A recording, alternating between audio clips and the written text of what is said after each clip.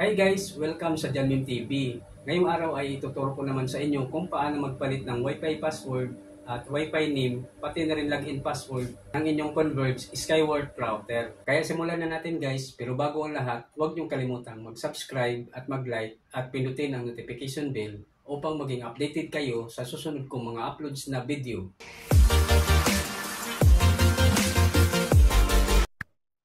So bago tayo magsimula guys, siguraduhin nyo na nakakonik na kayo sa inyong Converge Skyward router. At kung connected na kayo, ang unang gagawin natin ay mag-open ng internet browser. Kagaya ng Google Chrome or kung anong internet browser meron ang cellphone ninyo. So itap lang natin itong Chrome. At dito sa kanyang address bar, i-type natin yung IP address ng Converge Skyward router na makikita sa likod ng router. Kasama na rin yung ibang mga detalye, kagaya ng username, login password, SSID or Wi-Fi name, at yung kanyang Wi-Fi key or Wi-Fi password. So dito, i-type natin yung IP address ng router, itong 192.168.1.1. Then, itap natin itong go.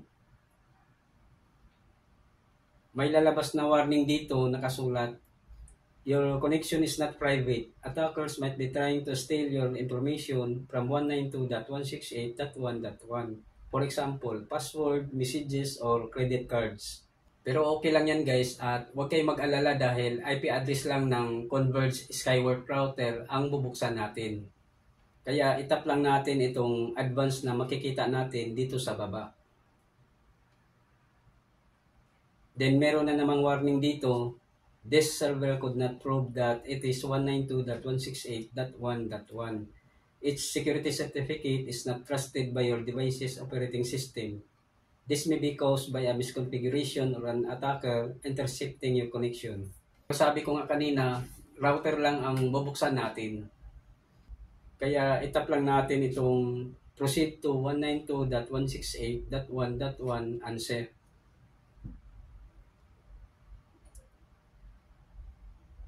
So ayan guys, ito na yung login interface ng Converge Skyward router.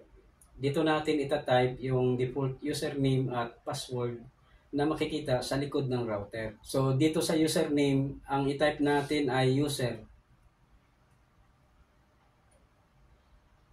At sa password naman ay user pa rin. Then itap natin itong login. Ayan guys, ito na yung dashboard ng router.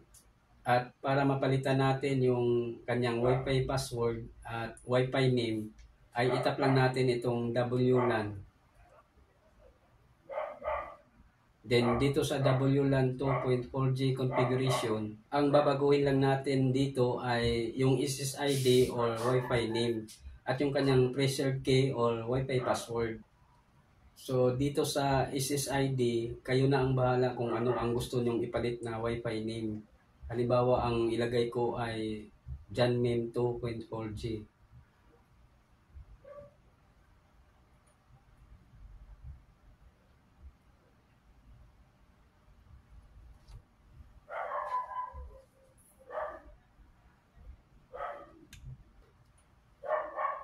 Then dito naman sa password, kayo na rin ang bahala kung ano ang gusto nyong ipalit na Wi-Fi password. Halimbawa, ang ilagay ko ay janmim_tv at 2023.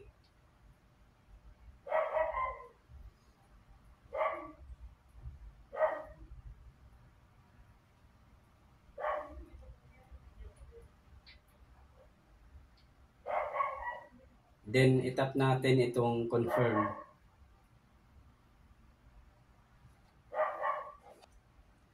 Pagkatapos niyan ay madidisconnect tayo sa Wi-Fi router. Hintayin lang natin siya mag-reconnect ulit. Ayan, connected na tayo. Next naman ay itap natin itong WLAN 5G.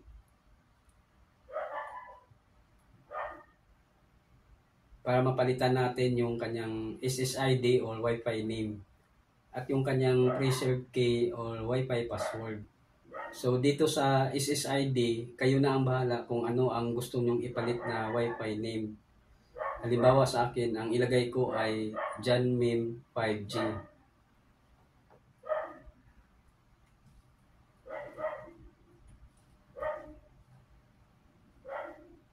Then dito naman sa password, kayo na rin ang bahala kung ano ang gusto nyong ipalit na Wi-Fi password. Halimbawa, ang ilagay ko ay janmim_tv at 2023.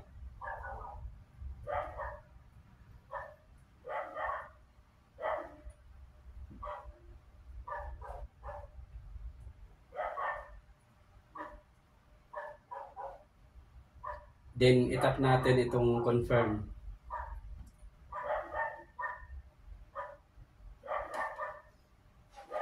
Ayan guys, napalitan na natin ng Wi-Fi password at Wi-Fi name yung 2.4G at 5G Wi-Fi network.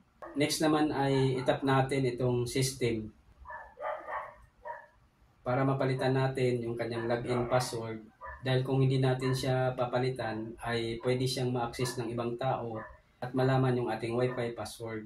So dito sa old password, i-type nyo lang yung kanyang default password na user. Then dito naman sa new password, kayo na rin ang bahala kung ano ang gusto nyong ipalit na login password. Halimbawa sa akin, ang ilagay ko ay janmim_tv at 2023.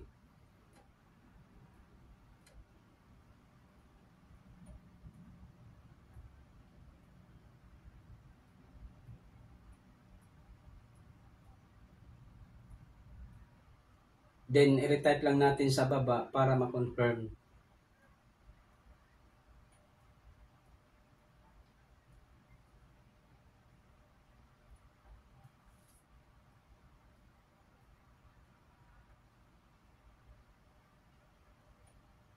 Then, pagkatapos, itap lang natin itong confirm.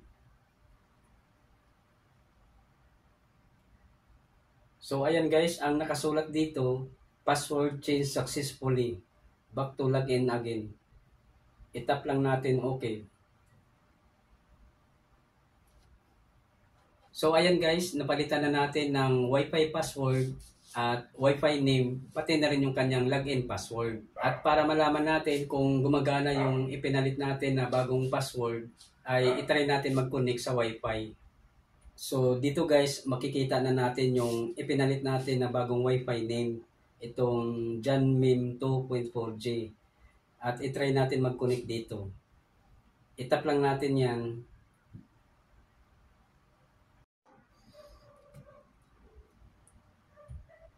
Then i-type natin yung kanyang bagong Wi-Fi password.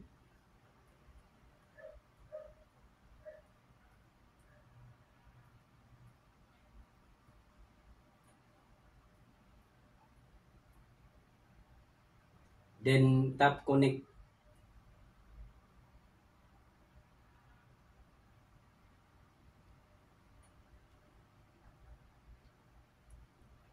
Ayan guys, connected na tayo. Ibig sabihin, gumagana yung bagong ipinalit natin na Wi-Fi password. Next naman ay itry natin mag-login para malaman natin kung gumagana yung ipinalit natin na bagong login password. So dito sa username, ang i-type natin ay user. At sa password naman, i-type natin yung bagong ipinalit natin na login password.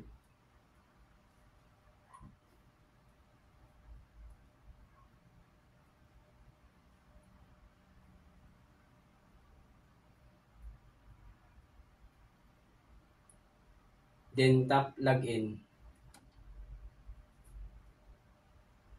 Ayan guys, nakapag-login tayo.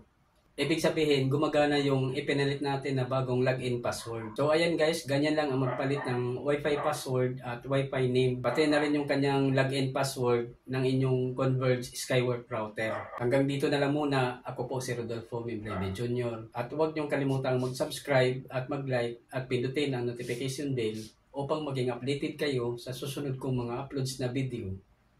Bye!